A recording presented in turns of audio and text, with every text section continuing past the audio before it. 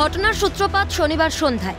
ওই দিন মাঠে গাড়ি চালানো নিয়ে তৃণমূল কর্মী সাইদুল আলী শেখের সঙ্গে স্থানীয় ক্লাবের সদস্যদের বচসা বাধে। অভিযোগ, আচমকাই সাইদুলকে কোপাতে শুরু করে আততায়ীরা, যার জেরে মৃত্যু হয় সাইদুল আলী শেখের। এই ঘটনায় এখনো পর্যন্ত 13 জনকে গ্রেফতার করেছে পুলিশ। তবে মূল অভিযুক্ত আজিজুল শেখ ও সাদ্দাম খান এখনো অধরা। তাদের গ্রেফতারের দাবিতে সরব হয়েছেন এলাকাবাসী। উত্তেজিত জনতা অভিযুক্ত বেশ কয়েকজনের বাড়ি ভাঙচুর করে। মূল অভিযুক্ত সাদ্দাম খান ও আইজুল শেখকে গ্রেপ্তার করতে পারেনি পুলিশ। সেই জায়গা থেকে এলাকায় জনরোষ বেড়েছে এবং জনরোষের ফলস্বরূপ তোমাকে আমি দেখাবার চেষ্টা করবো। আমি চিত্র সাংবাদিককে বলবো যে জনরোষের ফলস্বরূপ দেখতেই পাচ্ছ অভিযুক্তর বেশ কয়েকজন অভিযুক্তর বাড়ি এখানটায় ভাঙচুর হয়েছে। সেই দৃশ্যটাই আমি দেখাবার চেষ্টা করছি। তুমি দেখতে পাচ্ছ এখানটায় বারুইপুর থানার অন্তর্গত যে বলবনের যে তৃণমূল কর্মী খুনের ঘটনায় যে জনরোষ তৈরি হয়েছে, মূল অভিযুক্তদের গ্রেপ্তার না করতে পারার জন্য জনরোষের জেরে এখানে বেশ কয়েকজন অভিযুক্তর বাড়ি ভাঙচুর হয়েছে। স্থানীয় সূত্রের খবর, জমি জমা নিয়ে দীর্ঘদিন ধরে সাইদুলের সঙ্গে বিবাদ চলছিল স্থানীয় বাসিন্দাদের। তার জেরে সাইদুলের ওপর হামলা চালানো হয় বলে অভিযোগ। আমাদের এসপি স্যার, আইসি স্যার আমাকে আশ্বাস দিয়েছে আরও 24 ঘন্টা আমাদের কাছে সময় নিয়েছে। আইনের উপর আমাদের পুরো আস্থা আছে।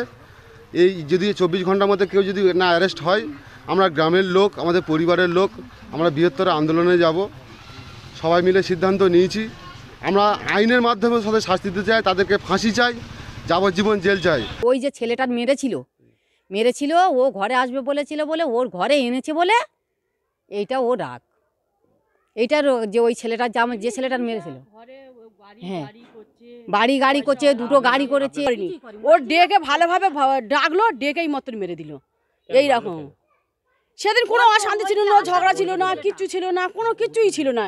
কেন যে মারলো, কি জন্যই মারলো, আমরা কেউ কিছুই জানি না। সম্প্রতি জয়নগরের দলুয়া খাকিতে দুষ্কৃতীদের হামলায় প্রাণ হারিয়েছিলেন সাইফুদ্দিন লস্কর নামে এক তৃণমূল নেতা। সেই ঘটনার রেশ কাটতে না কাটতেই ফের দুষ্কৃতীদের আক্রমণে মৃত্যু হলো এক তৃণমূল কর্মীর। বিরোধীদের অভিযোগ, রাজ্যে একের পর এক হিংসার ঘটনা ঘটলেও প্রশাসনের কোনো সক্রিয়তা দেখতে পাওয়া যাচ্ছে না। বারুইপুরের ঘটনাতেও প্রশ্নের মুখে পুলিশ প্রশাসনের ভূমিকা। এর দায় কার? মৃত তৃণমূল কর্মীর বাড়ির লোকজন যে অভিযোগ করছে যে এখনো পর্যন্ত মূল অভিযুক্তদের পুলিশ গ্রেপ্তার করতে পারেনি এবং সেই জায়গা থেকে জনরোষের শিকার এবং গ্রামবাসীদের হাতেই ভাঙচুর হয়েছে বেশ কিছু অভিযুক্তের বাড়ি। সেই জায়গা থেকে এখন দেখার বারুইপুর থানার পুলিশ কত দ্রুততার সাথে যারা মূল অভিযুক্ত তাদেরকে গ্রেপ্তার করে, কারণ এমনই দাবি রয়েছে মৃত তৃণমূল কর্মীর পরিবারের। বারুইপুর থেকে তমাল সরকার, ক্যালকাটা নিউজ।